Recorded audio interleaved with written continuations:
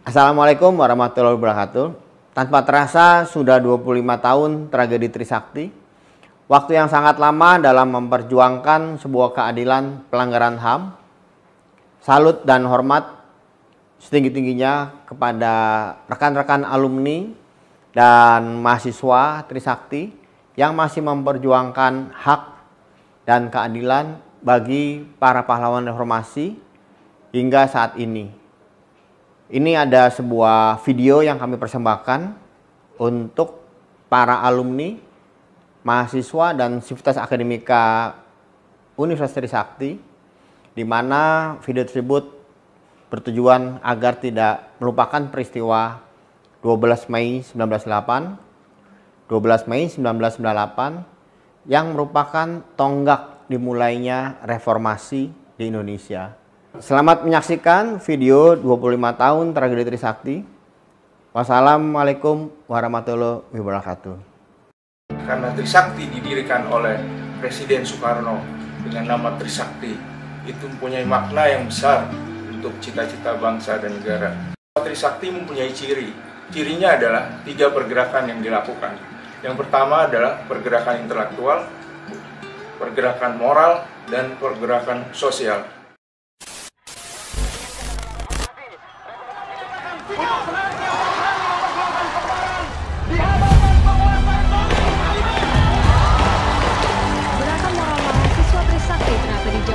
Mahasiswa Trisakti gugur ditembak aparat keamanan. Mahasiswa Trisakti gugur sebuah akibat bentrok.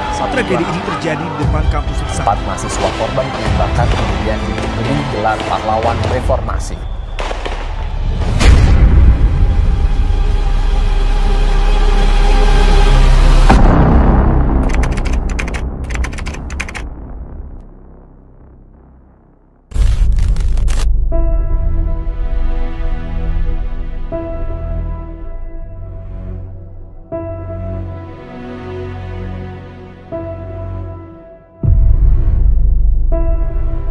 Saya pas kejadian tahun 98 dulu dipercaya sama teman-teman menjadi ketua senat Fakultas Teknologi Mineral.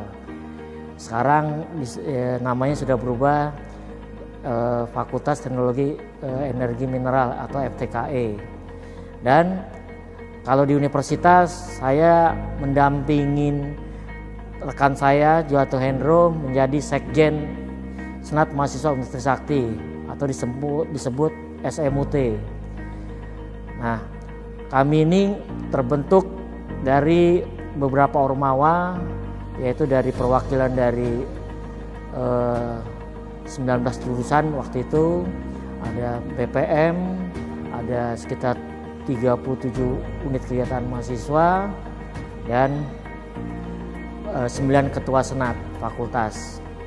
Makanya terbentuklah namanya Senat Mahasiswa Universitas Trisakti, disebut SMUT. Nah, dalam pergerakannya SMUT ini kegiatannya periode kita adalah 97-98. Di awal itu kita periode 97 sudah terdengar riup-riup bahwa zamannya Orde Baru, yaitu zamannya Pak Soeharto, tidak adanya keadilan untuk rakyat. Ya, cenderung adanya KKN. Nah, di situ kita masukkan agenda untuk kepedulian terhadap nasib bangsa. Jadi pergerakan kita nih, perjuangan kita waktu itu saat ini nggak semena-mena juga atau ujuk-ujuk ada itu. Karena kondisi di Trisakti ini kemungkinan beda daripada kampus yang lain. Kampus kita adalah bukan menyewakan diri, kampus kita adalah kampus kaum-kaum menengah ke atas, kalau dibilang kaum-kaum burjois gitu kan, kaum-kaum anak artis atau artisnya, anak-anak pejabat yang mungkin pada saat itu 97-98 itu tidak terkena imbasnya masalah krisis moneter. Nah, ini situasi kami sebagai ormawa menjadi PR yang sangat sulit ini untuk menyatukan atau satu frekuensi terhadap nasib pada saat itu. Akhirnya kami berkumpul di bawah SMUT tadi menyatukan agenda supaya ini bisa sejalan dengan kepedulian terhadap nasib bangsa. Akhirnya kita diskusi, akhirnya sharing, ternyata teman-teman juga banyak yang sudah aktif ya di luar kampus. Akhirnya kita panggil teman-teman yang aktif tadi menjadi satu tim think tank atau tim perumus. Nah, kita ada berbagi tim untuk menentukan aksi kita. Yang pertama kita membuat tim perumus, ada tim pelaksana, dan yang ketiga adalah tim kebijakan. Ya, tim perumus ini kita sharing dari tiap-tiap jurusan fakultas yang memang sudah mengerti situasi politik, situasi ekonomi pada saat itu. Jadi memang notabene kebanyakan bukan ormawa, non ormawa. Nah, kalau tim pelaksana adalah ormawa yang kita libatkan, yaitu ketua-ketua himpunan dan badan perwakilan mahasiswa maupun unit kegiatan mahasiswa.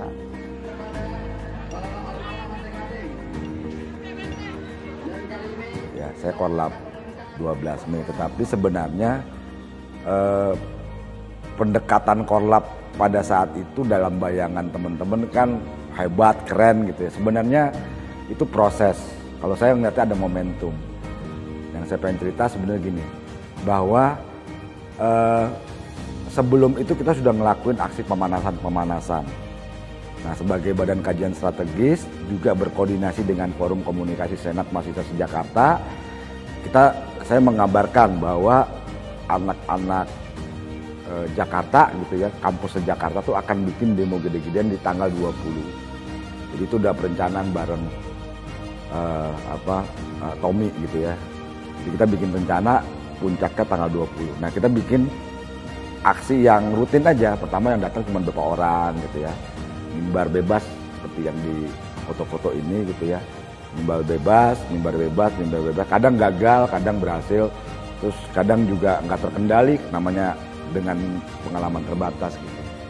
Nah, tetapi memang rupanya makin lama makin besar. Besar pertama tentu karena ada dosen yang mau ikutan. Pak Hairuma, almarhum mungkin ya. Pak Hairuma sama Pak Tobi mau turun tuh ikut menyatakan keprihatinan kondisi ekonomi maupun kondisi politik kita gitu kan. Lalu kemudian jadi meningkat. Nah, tanggal 12 Mei itu kalau buat Ormawa atau buat saya Korlap atau buat Iwan sebagai koordinator aksi di atas saya gitu ya, itu memang disiapkan sebagai aksi pemanasan. Kita memang merencanakan aksi pemanasan, tapi apakah kita pemanasan aja? Nah, ini yang menarik, yang perlu dulu saya belum bisa mengurai ceritanya, tapi kalau sekarang mungkin mudah-mudahan cukup dekat dengan peristiwanya kira-kira. Jadi tanggal 11 bersamaan dengan itu juga Sivitas Akademika Trisakti itu berkumpul dan menandatangani sebuah perjanjian atau fakta bahwa kami semua mendukung gerakan mahasiswa. Nah, pas banget tanggal 12-nya saya bikin aksi mimbar bebas di dalam kampus yang direncanakan hanya ada nggak turun ke jalan.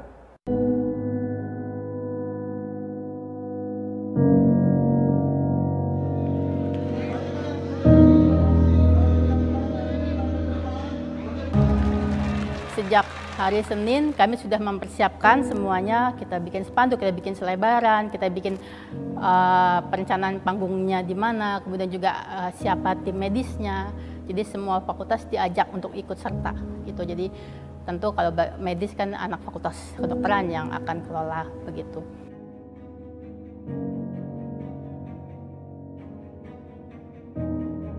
Kita mulai penentuan sikap tuh. Kita sering mulai buat orasi, dari mulai cuman SMUT aja, lama-lama mahasiswa-mahasiswa lain ikut. Kita mulai galang massa, kita mulai cerita nih sama teman-teman tongkrongan gitu. Nih loh, perjuangan kita nih ini loh, perjuangan kita tuh ini loh gitu. kita buat satu gerakan yang bisa dilihat oleh banyak orang untuk negara yang lebih baik. Rasa cinta sama Republik inilah sebenarnya itu. Harapan kita sih sebenarnya waktu itu sederhana ya. Aspirasi ini didengarkan dan mengharapkan sebuah perubahan gitu. Nggak kepikiran bahwa akan terjadi tragedi gitu ya. Tujuan kita sebenarnya memberikan aspirasi kita ke DPR MPR. Dan pada saat itu sudah oke sebenarnya untuk diterima di sana gitu. Kan kita nggak mau anarkis juga gitu. Kita cuma mau sampai sana terus memberikan aspirasi, diterima lalu kita kembali.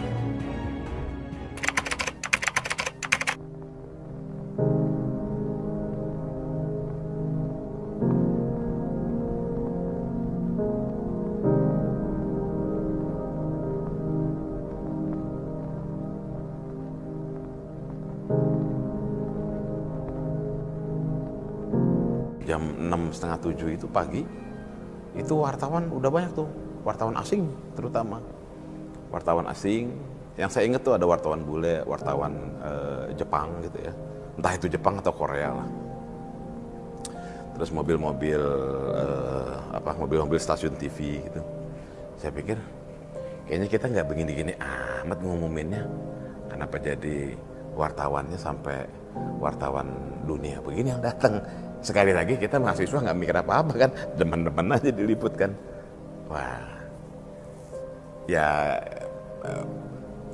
kita nggak menyangka aja bahwa agenda yang mau kita cuman mimbar bebas doang, kok udah dipersiapkan sedemikian rupa, entah oleh siapa gitu ya, wartawannya banyak terutama.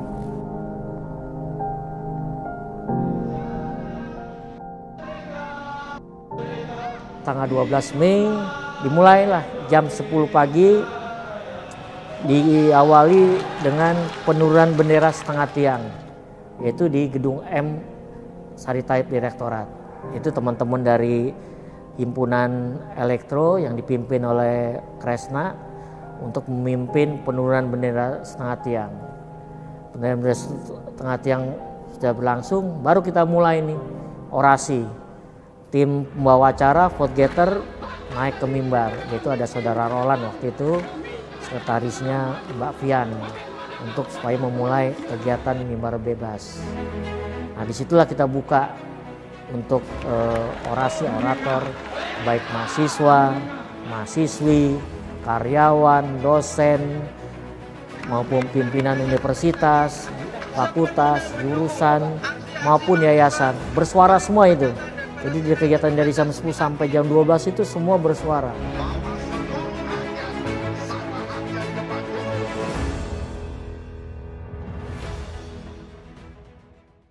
Sekitar jam 11-an, teman-teman masa mahasiswa di depan kita udah mendesak kepada kita yang di panggung untuk bisa membuka pintu keluar Esparman yang di sebelah. Kalau dari sini sebelah kiri lah ya. Nah itu untuk dibuka karena ini tujuan kita pada saat itu memang untuk menyalurkan aspirasi ke DPR MPR. Nah, mulai dari jam 11 akhirnya setelah kita sepakat, oke kita dibuka, kita bersama-sama menuju MPR DPR ya. Nah kita buka berjalan bersama-sama dengan tertib, dipimpin oleh kita dan dikawal oleh teman-teman kepanitiaan Satgas pada saat itu.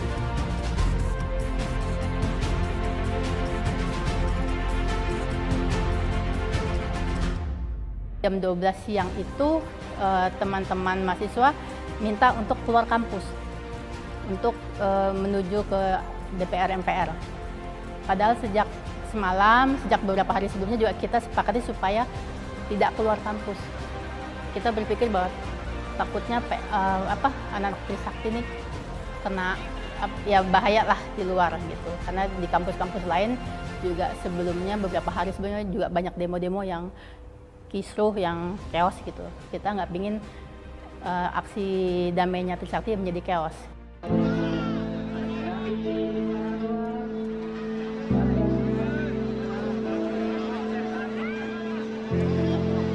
ketika keluar kampus itu di bagian depan dibikin barisan perempuan. Mahasiswa-mahasiswa perempuan di baris terdepan memegang bunga. Itu ada saya, ada Wanda, ada Vian, ada beberapa teman lain. Kemudian kita jalan keluar, itu jalanan penuh mahasiswa. Memang jalannya nggak bisa cepat Pak, jadi karena ditahan juga oleh aparat kan, jadi kita tahan jalan pelan. Kemudian karena siang hari itu kan terik, itu suasana kondusif banget. Jadi kita suruh duduk, teman-teman semua duduk. Kemudian kita bagi minum, kita bagi snack, makanan. Jadi kita kayak sambil nyanyi-nyanyi di jalan gitu. Jadi saat itu sih kondusif ya.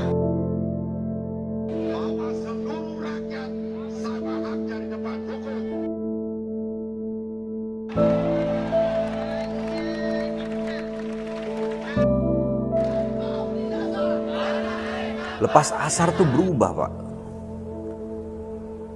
Informasi dari komandan yang jaga pada saat itu sempet ngomong sama gua tuh, Mas, batal aja Mas gitu. Kalau bisa balik kanan, kata dia. Kami mau ditarik. Kami nggak tahu nih siapa yang ganti, gitu Bos. Cuman kan mahasiswa udah sampai di Selipi gitu, udah sampai di perempatan Tomang. Karena udah makin banyak karena semua sekolah tinggi juga datang, semua udah ngumpul nih semua nih. Seluruh mahasiswa tuh udah turun bener gitu. Kalau kita nggak sampai ke sana, artinya kita nggak menjalankan apa yang sudah kita putuskan sama-sama kan gitu.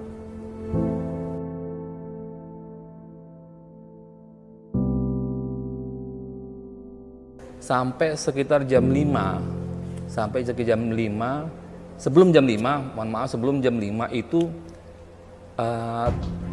pimpinan aparat ya, keamanan pada saat itu kan dipimpin oleh Kapolres Pak Timor Pradopo dan Kodimnya saya lupa namanya siapa. Itu pangkatnya kan pada saat itu letkol. Nah, kok tiba-tiba turunlah dari helikopter seorang kolonel polisi, ya, seorang kolonel polisi namanya Atur Damanik. Dan Atur Damanik ini langsung mengambil alih pimpinan. Ya, dia berteriak kepada kita, hai mahasiswa, kalian sudah mengganggu kelancaran lalu lintas. Ya, kalian sudah mengganggu ketertiban umum, gitu, sampai melebar ke jalan tol. Oleh karena itu pimpinan saya ambil alih. Hai Brimob semua, maksudnya yang di depan itu kan Brimob. Hai Brimob semua, pimpinan saya ambil alih, siap semua. Desak, turun.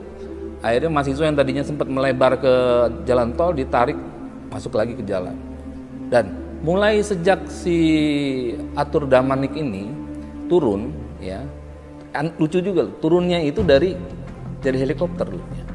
Diturunkan langsung ke TKP sini. Itu mulai keras, padahal secara persuasif pimpinan universitas, Pak Komang, kemudian pimpinan otorita juga dengan beberapa dosen, dibantu dosen, itu mencoba bernegosiasi supaya aparat keamanan bersikap lunak dan menerima aspirasi dari mahasiswa. Tapi ternyata setelah diambil alih pimpinan aparat keamanan ini oleh Atur Damanik, keras sekali.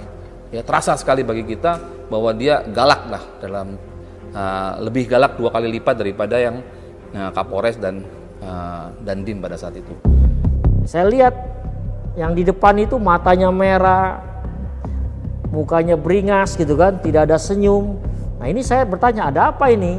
Ada momentum saya ketemu Pak Arthur. Karena masa makin bersemangat juga kan. Akhirnya barikade itu meluas ke jalan tol arah yang ke Pluit. Mahasiswa mau barikade ini lewat yang di sebelah arus balik gitu kan. Saya ketemu lah dengan namanya Atur Damanik di situ. Dan saya di BAP juga waktu itu di Makmil kan. Bahwa ada statementnya Pak Atur Damanik pada saat itu. Saya ingat kalau Ade tidak mundur jam 5 sore ini, saya akan ringkus saya akan tembakin kalian semua karena kita di personil perjalanan yang lengkap. Wah, saya nyolot gitu kan, hampir saya baku hantam sama beliau gitu kan. Untungnya Pak Kapolres, Pak Timo langsung nanya kita, Mas Wawan, jangan gitu kan. Saya nggak terima, ini siapa, saya bilang. Kan saya taunya Pak Kapolres dan Pak Dandim gitu. Ini siapa? Ini terangin. Nah, lama saya dirarai begitu, beliau sekitar 1 meter 2 meter menjauhi saya, angkat HT. Nah, HT itu yang saya dengar. Siap Panglima. Gitu. Berarti itu ada perintah. Yang perintah mungkin jam 5 tidak laksana, mungkin tidak kondusif, dia memerintahkan, ada yang mengasih perintah pada saat itu. Ya logika kita kan simpel, dulu TNI waktu itu ABRI kan berstruktur. Kalau ini kolonel ya pasti perintahnya apakah Kapolda, apakah itu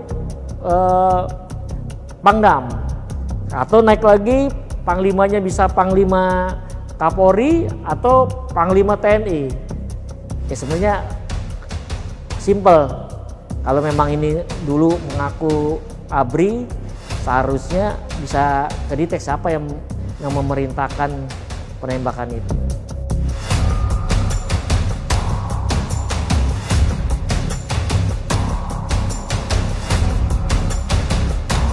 Nah, terjadilah sebuah kejadian provokatif gitu ya dari salah seorang dari alumni gitu ya, yang memang maksud beliau baik gitu ya, menyemangati gitu ya. Weh, kenapa balik kalian? Kurang lebih begitu ya, kenapa balik? Ini belum selesai nih agenda. Nah, sambil menceracau gitu deh. Nah, mahasiswa merasa, oh lu itu alumni jurusannya mungkin kenal gitu ya. Tapi yang jurusan lain kan tidak kenal. Perawakannya memang tegap gitu orangnya gitu kan, badannya keker. Disangkanya intel. Diteriakin sama mahasiswa-mahasiswa yang tidak kenal tadi. Weh, lu siapa lu? Intel lu ya? Oh, ditangkap, dia ini berontak. Pegangin berontak, dia lari ke barisan aparat. Kabur berlindung di belakang PHH tentara polisi yang jaga Brimob itu. Dia lari ke belakang. Lah mahasiswa kan nggak mau tahu, yang diincar kan si orang tadi kan. Nah, langsung aparat kayak semacam dapat momen lah ya, antara memang merasa mau diserbu atau memang sengaja dia diciptakan seperti itu ya, kita nggak tahu ya, wallahu alam. Saya juga nggak mau menebak seperti itu karena pun beliaunya udah wafat juga. Ya udah, itu momennya tuh. Tong, begitu mahasiswa ngerangsek, ini ngerangsek balik, tanggung, jedeng, seperti yang kita lihat di video-video. Kita yang ormawa, yang resmi gitu ya, yang panitia lah ibaratnya, karena merasa acara sudah selesai, ya kita kan masuk di dalam kampus kan. Kaget kita, tahu dangdung, tembakan gitu. Saya berada di tiang bendera depan gedung rektorat Syarif Tayyip. Nah, di situ saya, kemudian Heri Hartanto, kebetulan anak mesin, satu lagi ada karyawan, bertiga kami di situ, lagi ngeliat gitu ya, banyak aparat di atas flyover dan di pagar. Tiba-tiba jatuh nih Heri Hartanto. Wah, jatuh. Terus teman saya bilang gini, ini peluru beneran nih. Digotong lah nih si almarhum Heri Hartanto ke selasar waktu itu FTSP yang sekarang FSRD. Itu selasar terbuka, digotong, kemudian diikat lah pakai kain. Dibuka, ikat kain di ini bagian di perut di sini. Pokoknya kita nggak ngeliat, itu darah udah semua tuh di ini bungkus supaya. Dan kenapa pada saat itu nggak dibawa ke rumah sakit? Nggak bisa dibawa karena semua dikelilingin, diblokir semua. Kita nggak bisa keluar ambulan juga, pagar udah nggak bisa semua. Akhirnya di situ. Nah, setelah itu karena saya ingat tas saya titipkan di lobi gedung M, saya balik tuh ke lobi gedung M. Pada saat naik tangga, saya awalnya nggak tahu, tiba-tiba ada mahasiswa yang jatuh dan darahnya muncrat gitu loh. Saya bilang, ini siapa nih jatuh? Kemudian mahasiswa partisi itu diangkat, gotong lah di situ. Terus belakangan baru tahu bahwa itu adalah Hafidin Royan. Kawan-kawan waktu itu lari balik ke arah kampus. Ada yang balik ke kampus, ada yang lari ke wali kota, ada yang lari ke arah Citraland, ada yang masuk ke got, nyelamatin diri masing-masing dulu lah. Memang sebagian besar tuh balik lagi ke kampus, lalu pintu karena pecah, masa tuh cair. Nah itu mulai banyak kan tuh ya pemukulan, penyerangan gitu ya. Ada yang mungkin yang jatuh, ada juga tuh fotonya yang ditendang kepalanya. Teman saya langsung, pokoknya teman saya cuma bilang, lari ya, pokoknya lari cepetan. Terus dia langsung lari gitu. Saya ketinggalan di belakang. Habis itu nggak lama kemudian saya ngerasa kesemutan badan saya, seluruh badan gitu. Habis itu udah hilang. Saya udah nggak sadar, blackout. Saya nggak tahu berapa lama blackout. Samar-samar itu ada yang saya inget, ada yang enggak, ada yang inget, ada yang enggak gitu. Saya inget yang pas lagi ada polisi mau ngegeret, mindahin gitu loh, kayak dari jalan gitu. Itu saya sempat inget, tapi terus kayaknya habis itu pingsan lagi. Terus yang benar-benar sadar banget itu saya sadarnya udah di dalam satu ruangan. Saya dibangunin gitu, saya dibangunin yang ditepuk banget gitu, yang pokoknya yang dibilang bangun mbak, bangun gitu kan. Sebelum itu tuh saya antara sadar nggak sadarnya itu memang saya sempet kayak ada denger ada yang teriak, ada yang nangis gitu kan. Cuman ya gitu, antara sadar terus hilang lagi, antara sadar hilang lagi gitu. Terus ada yang teriak-teriak nangis lah, ada yang ada yang teriak ampun kayak gitu-gitu. Terus saya juga sempet ingetnya, saya juga sempet udah ngucap la ilaha illallah sih sebenarnya waktu itu gitu kan. Sampai disisir itu ke Citraland tuh, ke arah Dan Mogot. Ada yang lari ke sana juga, ke arah Latu Menten. Nah, gua kebetulan balik ke kampus. Masa mahasiswa masuk ke dalam, terus pagar ditutup, udah perang batu tuh. Pangpung, gas air mata lah, jus segala macem. Itu sampai maghrib masih. Begitu azan dia jeda sebentar, sekali bunyi botol pecah, tetap perang. Begitu azan lewat, nyambung lagi tuh. Dar. Tiba-tiba ada salah satu mahasiswa yang berlalu di depan saya, dan dia langsung jatuh kena tembak. Pas di depan saya persis. Jadi saya biasa pegang toa itu kan ngadepnya kan ke arah jalan yang jembatan kan ya. Tiba-tiba ada mahasiswa naik dari bawah, naik ke atas itu, lewat depan saya. Dia jatuh depan saya persis, nggak tahu kenapa kok tiba-tiba jatuh ke saya. Ternyata dia kena tembak di bagian dadanya.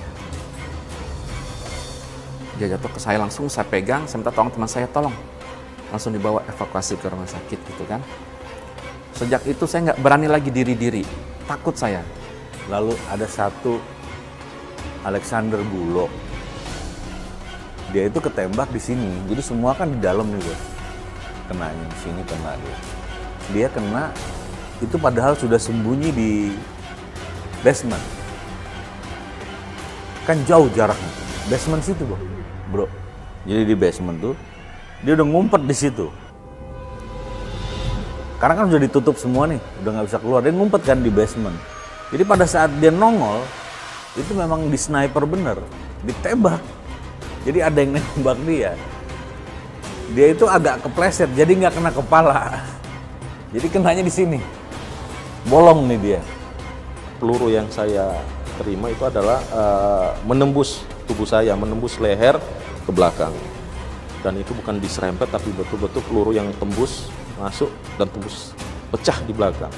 Nah, saya jatuh, kemudian saya ditolong oleh teman dan kita inisiatif langsung bergerak ke klinik pada saat itu, klinik kampus. Akan tapi pada saat itu klinik kampus itu tutup, kami langsung berinisiatif ke Rumah Sakit Sumber Waras. Kita naik kendaraan motor ya, jadi ada punya orang yang lewat, kami tahan, minta tolong untuk diantarin ke Rumah Sakit Sumber Waras. Nah, akhirnya si orang itu tersebut menolong kami bertiga dalam satu motor itu, sama-sama kami ke Rumah Sakit Sumber Waras, seperti itu. Nah, setengah sadar Pak, jadi dalam kondisi setengah sadar karena pada saat itu nafas saya sudah tersengal-sengal, antara hidup dan mati pada saat itu, dan ya kami memaksakan diri untuk lari. Dan ini tangan saya pada saat penembakan itu sudah lumpuh Pak, sudah lumpuh. Jadi memang sudah tidak bisa bergerak sama sekali. Jadi di sini langsung saya saya topang gini, kami langsung lari. Dalam hal ini untuk mencari ini ya pengobatan ya. Itu kami langsung ke Sumber Waras. Disitulah kami di sana. Kami datang ke Sumber Waras, kaget petugas rumah sakit, ada kejadian apa ini di sini. Nah, kami sampaikan bahwa ada penembakan mahasiswa di dalam kampus Trisakti. Nah, setelah kami dirawat di situ berapa menit kemudian, barulah ada sebagian muncul yang masih selamat keluar dari kampus untuk diobatin di sana. Nah, setelah itu saya tidak tahu lagi Pak, karena ada selahnya berapa jam ya, antara 2 atau 3 jam itulah kemudian baru masuk yang lebih rombongan yang lebih banyak lagi untuk dirawat. Saya ikut masuk, lari aja masuk ke dalam. Ternyata dari jauh kedengaran, makin terdengar jelas suara tembakan-tembakan. Kemudian juga ada asap gas air mata ya di depan gerbang itu. Itu suasana kacau ya Pak ya. Semua mahasiswa lari masuk ke dalam. Asap, penuh asap, terus juga kita saya saat itu saya berpikir menyelamatkan obat-obatan. Jadi kantor senat itu ada di depan, nggak jauh dari gerbang. Jadi saya mengamankan obat-obatan, saya bawa masuk ke dalam. Jadi teman-teman tuh lari masuk ke dalam ke tengah kampus. Saya bawa obat-obatan karena saya pikir ini pasti mungkin dibutuhkan nantinya. Saya bawa ini, terus saya taruh di MS3 kan. MS3 FM dulu ada kantor radio MS3 FM di tengah plaza. Saya taruh di situ, kemudian saya balik lagi ke SMUT. SMUT itu Senat Mahasiswa Universitas Trisakti, kantornya Senat Mahasiswa. Di sana ada teman saya lagi membakar berkas-berkas rapat. Karena saat itu kan kita berpikir, kita nggak tahu apakah kita jadi dicap sebagai pemberontak atau dicap sebagai pahlawan, kita belum tahu saat itu kan. Jadi ada teman membakar semua berkas-berkas, nama-nama setiap rapat kan ada nama, perencanaan segala macam itu kita musnahkan, semua dibakar. Kemudian juga saya bawa lagi barang-barang yang bisa dibawa diselamatkan. Terus juga kena gas air mata, itu panas banget Pak. Kalau kena gas air mata tuh sampai kayak mau kebakar ya. Jadi saya sambil pegang ini, ada teman yang pegang aqua, saya bilang tolong siram saya gitu, karena panas sekali. Jadi saat itu mahasiswa tuh meskipun nggak saling kenal, karena kan fakultas banyak sekali, tapi kita bisa saling bantu gitu loh. Jadi ada yang bantu ada yang pingsan dibawa, digotong gitu. Kemudian semuanya sebagian besar berkumpul di MSCFM. Obat-obatan kan kurang Pak, jadi saya lari dan beberapa teman ke depan, itu ada klinik apotek. Itu kita coba bongkar ya, untuk ambil obatnya. Kita bongkar, kemudian obat-obatannya kita bawa untuk teman-teman yang terluka itu. Saya sempat melihat ke arah flyover. Di situ saya lihat banyak pasukan berseragam, waktu itu berseragam coklat, melakukan penembakan ke arah dalam kampus. Nah, Karena begitu gencarnya penembakan, saya coba memberanikan diri untuk melapor ke polisi militer. Saya lari ke arah ruang otorita kampus, saya menelpon ke Pomdam Jaya waktu itu. Waktu itu saya belum tahu siapa yang menerima. Cuma saya katakan, Pak, tolong Pak, kami ditembaki. Tolong dihentikan. Ini sudah ada korban. Seingat saya ngomong seperti itu, Pak. Akhirnya dari pihak Pomdam bilang, baik Mas. Sempat saya ditanya, namanya siapa? Saya Richard Aritonang, Pak, mahasiswa Fakultas Hukum, saya bilang. Ini masih berlangsung, Pak, penembakan. Kami ini nggak bisa balas, Pak, saya bilang. Kami ini aksi damai, kok ditembaki. Tenang, Mas, segera kita kirim untuk menenangkan keadaan. Saya tutup telepon, tapi saya sedikit mendengar masih ada bunyi beberapa tembakan. Nah, setelah itu saya ngumpet, Pak, karena ketakutan. Kita semua akhirnya lari ke karena ruang senatnya di depan, terus kita disuruh lari ke belakang ke ruang MS3 waktu itu, radio di tengah itu yang ada ATM Bank BNI. Di situ kumpul semua sampai malam itu. Kita kan belum bisa keluar kampus, terus ada isu juga kita di sweeping, ada aparat yang masuk ke dalam kampus. Kita ketakutan luar biasa pada saat itu karena kondisi kampus juga gelap, mati lampu atau sengaja dimatiin, aku juga nggak tahu. Terus kita lari paling ujung di fakultas di elektro ya, paling ujung itu sembunyi di dalam kelas. Jadi ya mungkin juga ada yang lari ke atas, ke lantai 5, lantai 6, pokoknya semua masing-masing menyelamatkan diri lah dengan teman-temannya, dengan kelompok-kelompoknya gitu ya. Sampai itu suasana baru reda kira-kira jam 9 malam. Itu kita udah dengar ada ambulan gitu, udah ada teman-teman yang dilarikan ke rumah sakit. Terus kita dengar ketua senat mahasiswa kita juga kena peluru karet ya, Mas Hendro. Terus ya akhirnya sampai jam 9 itu baru agak reda dan kita bisa pulang.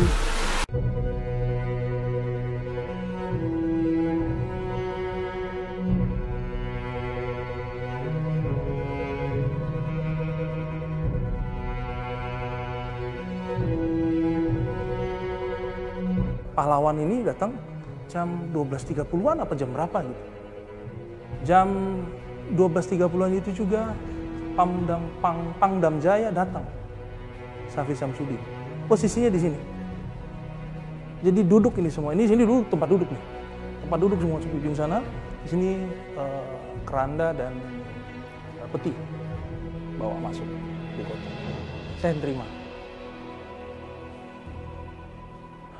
Terus Syafri Samsudin, saya lupa. Syafri Samsudin tuh duduk di tempat sebelahnya almarhum.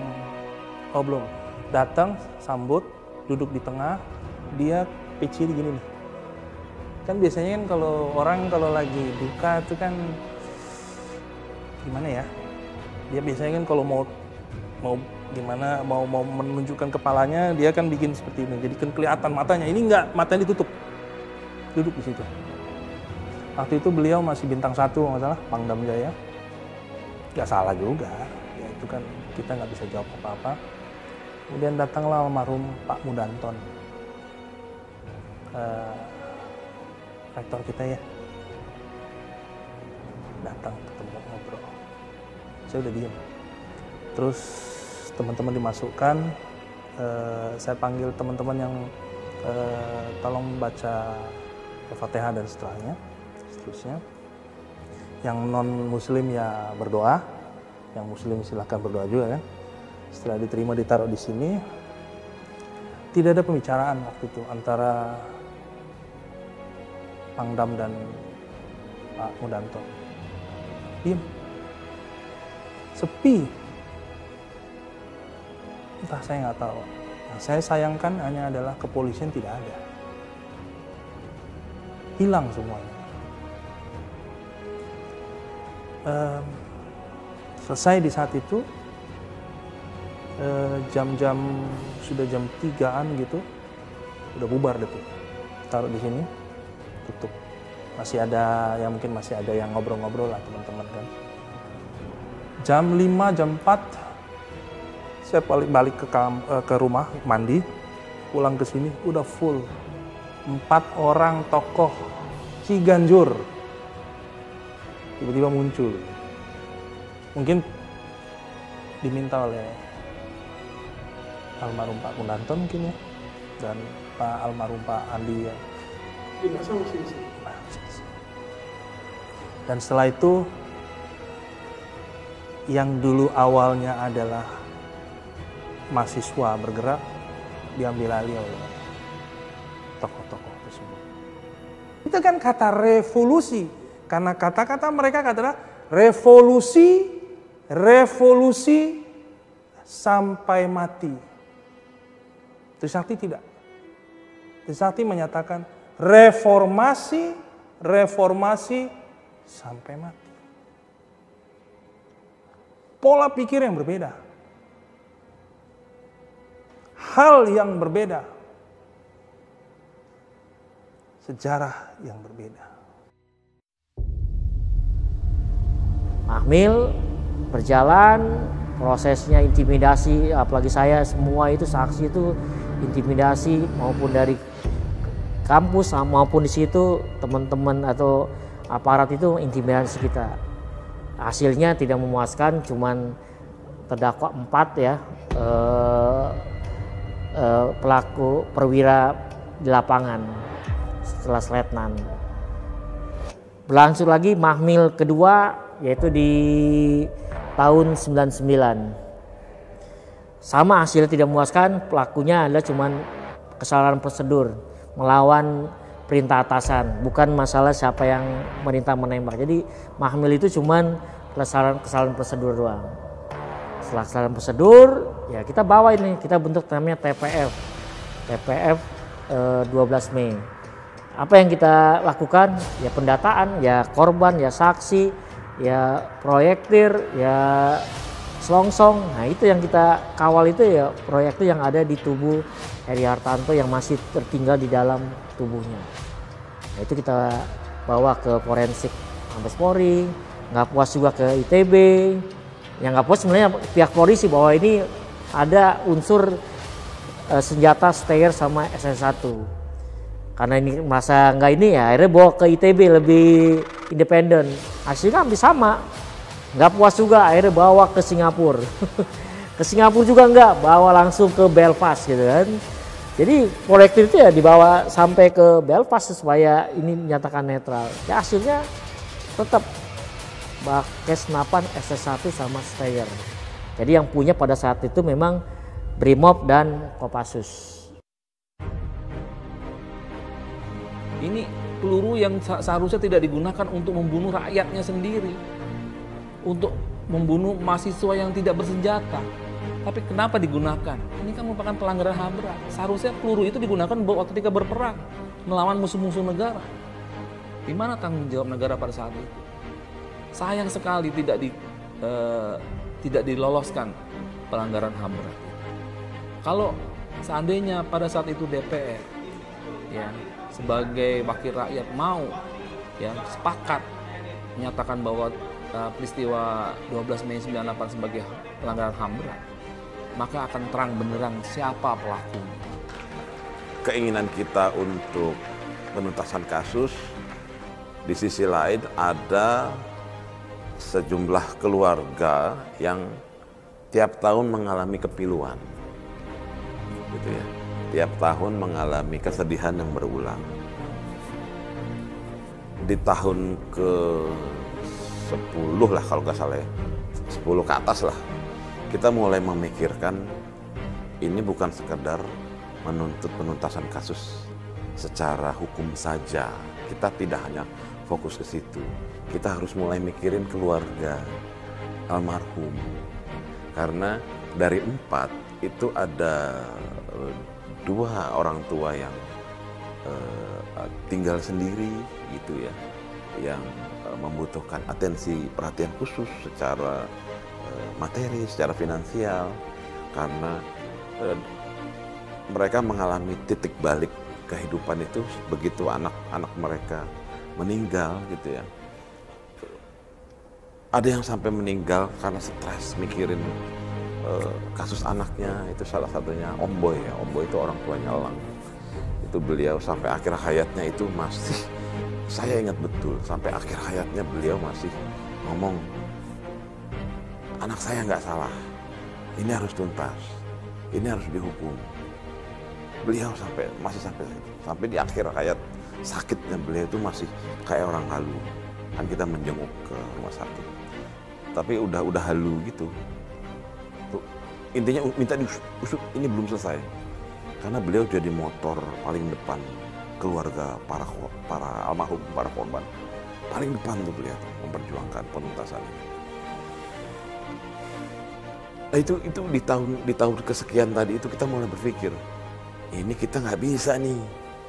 Ini ada orang yang tiap tahun mengalami kepiluan, kesedihan, keluarga.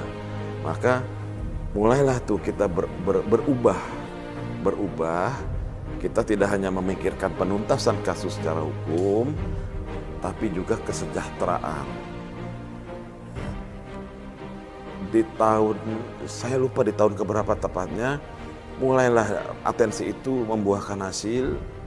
Di zamannya Presiden SBY itu desakan kita agar pemerintah mengakui, minta maaf, dan memberi apresiasi itu terjadi, ya. Jadi atas nama negara dia minta maaf, ya kan, atas kejadian 12 Mei, terus diberikan bintang kehormatan sebagai pejuang reformasi.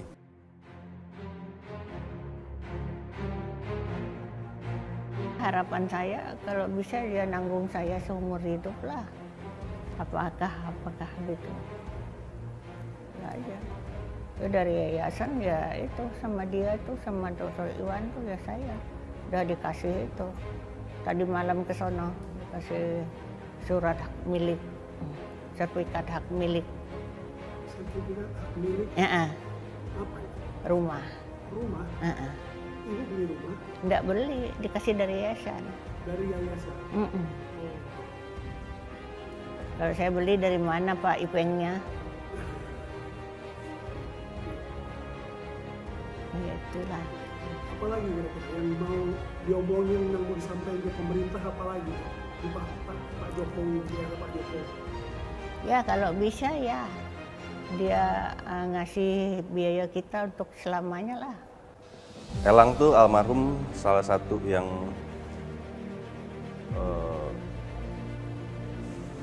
salah satu kakak yang ngejagain adik-adiknya gitu ya. Karena dari saya langsung, kakak saya langsung setelah saya itu almarhum Elang baru kakak saya yang perempuan. Jadi gap kita umur beda 5 tahun. Jadi mungkin berasanya waktu saya beranjak dewasa, dia juga udah SMA gitu, mulai lebih solid lah. Kalau waktu agak kecilan kita sering berantem lah, ganggu-gangguan gitu kan. Cuman dia orang tanggung jawab, orang yang sangat supel gitu ya, buat bersosial dengan teman-temannya, terus sama orang tua, sama ibu saya terutama ya, modelnya Elang tuh ya semua juga perhatian sama orang tua, cuman dia lebih kelihatan lah kalau ke ibunya gitu. Lalu apalagi ya, dia itu salah satu yang termasuk idealis juga lah ya, punya sikap, punya pandangan sendiri gitu terhadap sesuatu. Semua usaha udah dicoba ya dari masih ada ayah saya gitu ya. Kita bikin TGPF, tim khusus gitu ya buat pelanggaran HAM Trisakti khususnya. Cuman kan mental terus ya. Dibilang bukan pelanggaran HAM berat. Jadi sebenarnya usaha-usaha itu udah pernah ada dulu gitu. Tapi selalu karena kemungkinan ya mungkin saat itu circle-nya juga masih, maksudnya orang-orang yang ada di sejarah itu gitu ya, jadi susah untuk dibuktikan gitu ya, masih kuat banget gitu ya. Jadi sampai perjalanan waktu sekarang mungkin 24-25 tahun ya. Ya gitu aja, cuman jadi seremoni per tahunan aja. Kalau misalnya 12 Mei gimana-gimana, kepengennya apa orang tua dan lain-lain, ya seperti itu aja. Cuman paling nggak sejarah kan mencatat gitu ya, bahwa pernah ada pergerakan mahasiswa yang merubah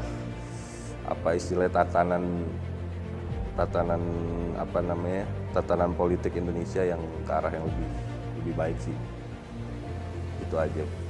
Harapan sih mungkin kayaknya udah jauh ya kalau dari saya, dan nggak mungkin juga kayak kesentuh. Ya maksudnya kalau sampai itu ya pasti ngerembet kemana-mana sih, saya yakin. Soal itu kan kalau buat saya reformasi itu tuh bukan pure reformasi, menurut saya itu cuma pengambil alihan kekuasaan secara tanda kutip ya.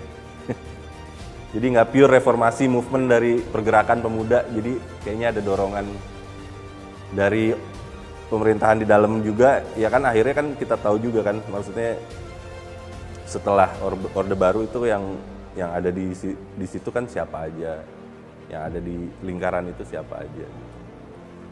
Jadi itu sih kalau pandangan saya. Indonesia udah lebih mantep lagi sih kalau misalnya harapannya setelah 25 tahun politik udah berubah dan lain-lain gitu ya. Harusnya bisa lebih ya istilahnya lebih udah harapannya ya itu Indonesia kan dengan kejadian itu kan harusnya harapan ininya kan Indonesia jadi lebih keren gitu ya, lebih ya ham-ham gitu harusnya udah nggak ada lah. Terus sistem dan lain-lain udah reformasi, bener-bener semuanya lah reformasi gitu ya. Ya harapan secara Indonesianya sih harusnya lebih baik lagi Indonesia. Harusnya yang bertanggung jawab itu secara gentle gitu ya. Karena ini kan udah nggak mungkin ya istilahnya ditangkap apa segala macam gitu ya. Ada rekonsiliasi gitu, maksudnya bahwa saat itu pernah terjadi begini-begini, ini ada kejadian begini, ya kita mohon maaf pemerintah saat itu gitu harusnya. Sebenarnya itu kan harusnya bisa paling nggak maafkan, apalagi orang tua ya, bisa memaafkan perbuatan itu, tapi paling nggak di dunia ini tahu gitu kejadian sebenarnya itu kayak gimana gitu. Itu sih sebenarnya yang paling penting gitu. Jadi paling nggak ke depan tuh udah nggak ada lagi ya pengkhianat yang istilahnya yang ngumpet terus dibalik ya selama ini orang nggak tahu gitu. Itu aja sih harapan dari saya. Kalau ada yang berani gitu, yang gentle, ya kan kita tahu lah saat itu jenderalnya siapa, ada yang ngegeser, ya banyak lah ini dinamika itu lah kita tahu lah. Ya kita kan cuma nggak mungkin sebutin ya. Seperti itu sih harapan saya. Setelah kejadian 12 Mei, harapan kita adalah bagaimana kita bisa mengisi perjuangan oleh teman-teman adik-adik kita pada waktu itu di Reformasi 98, bagaimana kita bisa mengisi kehidupan kita jadi lebih baik seperti apa yang kita perjuangkan di tahun 98. Jadi harapannya adalah perjuangan teman-teman kita itu, adik-adik kita itu tidak percuma. Jadi apa yang kita harapkan, perbaikan untuk negara dan bangsa kita ini bisa kita capai. Walaupun penuh tantangan, tapi saya berharap dan saya yakin kita akan menuju suatu Indonesia yang sangat maju. Pelaku kejadian tersebut bisa dihukum. Jadi penanggung jawab kejadian tersebut bisa dihukum lah ya, sesuai dengan ya perbuatannya. Cuman ya dengan kondisi saat ini yang seakan-akan juga masih abu-abu terus sampai saat ini, tapi ya kami akan selalu berusaha bagaimana agar semua itu bisa terungkap dan dalang dari semua kegiatan tersebut bisa bertanggung jawab dan dihukum sesuai dengan perbuatannya. Secara kelembagaan sudah mulai perbaikan di Trisakti. Internal dulu kita bicara, gitu ya, di mana ikatan alumni sudah mulai hidup, gitu ya. Kemudian sivitas akademikanya sudah mulai peduli terhadap kampus. Itu juga suatu hal yang cukup bagus.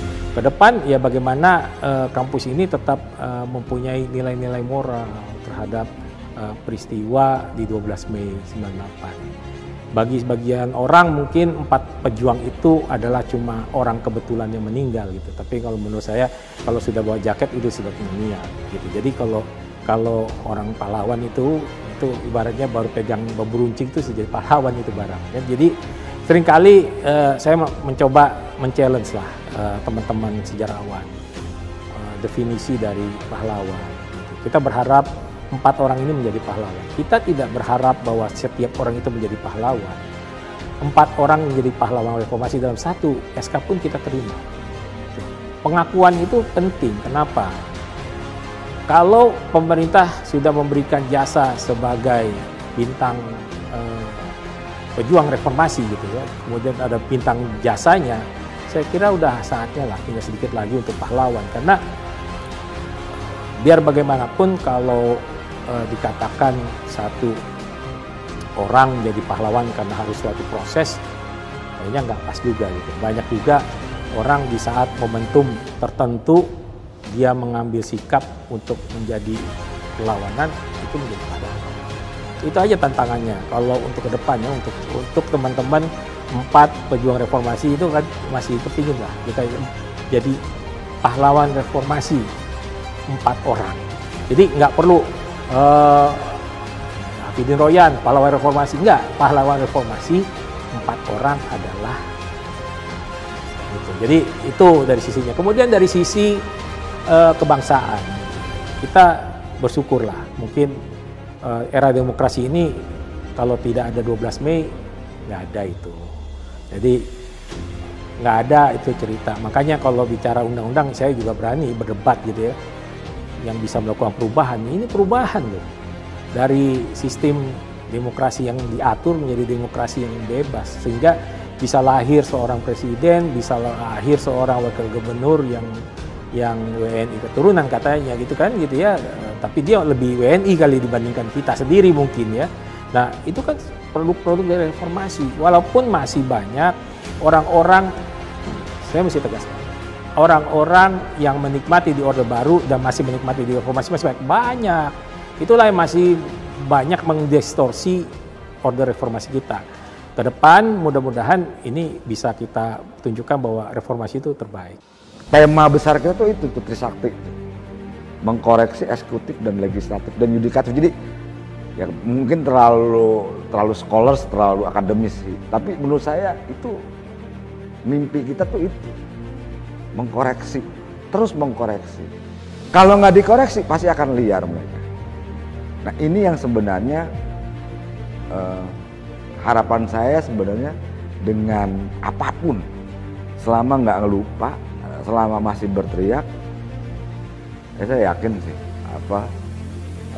semangat ya perubahan itu nggak bakal luntur dan perubahan yang sejatinya pasti akan terjadi. Dan kita pernah mungkin merasakan, kemudian ada yang hilang sedikit gitu. Terus kita merasakan, tapi kan dunianya tetap yang hakiki adalah kita bisa menerima kebebasan ini karena 4 korban. Jadi Indonesia, kita bisa bikin YouTube, bisa apa. Ada imajinasi misalnya, bagaimana kalau Soeharto, simulasi lah bahkan, gimana kalau Soeharto kemudian gak jatuh di tahun 98. Ya kita kayak Korea Utara, di mana anaknya yang memimpin, terus kemudian kita puja-puja gitu, setiap mau berangkat sekolah kita harus ada patungnya gitu. Itu kalau hidup dalam diktatorship, kalau hidup dalam dunia yang otoriter. Jadi semua politisi ini, semua presiden, semua siapapun orang di Indonesia hari ini yang bisa mencicipi kebebasan mengkritik, kebebasan berpendapat, kebebasan yang nggak pernah mereka rasakan di era Orde Baru, berhutang sama Elang, sama Idin, sama Hendrawansi, sama Heri.